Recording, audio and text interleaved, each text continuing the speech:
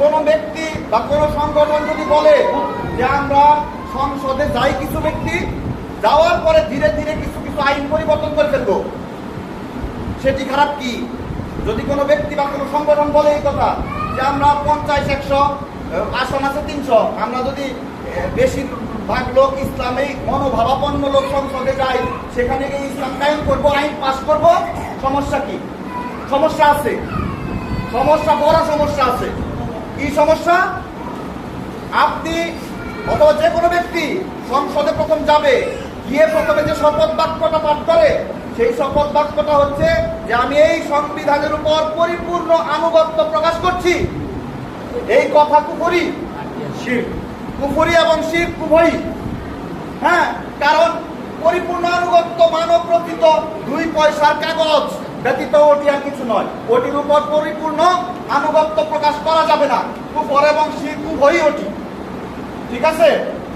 এই কথার মাধ্যমে সে কুফরি করলো, করার পরে গেল সেইখানে মানব রচিত আইন যেখানে প্রণয়ন করা হয় সেইখানে গেল, যাওয়ার পরে মনে করে প্রস্তাব পাশ করলো, যে ভালো প্রস্তাব যে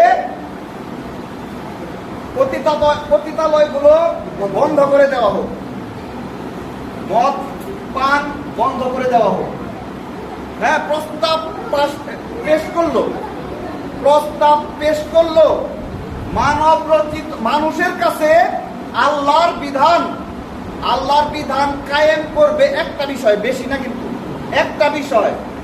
করবে কিনা মানুষের কাছ থেকে অনুমতি চাইলো।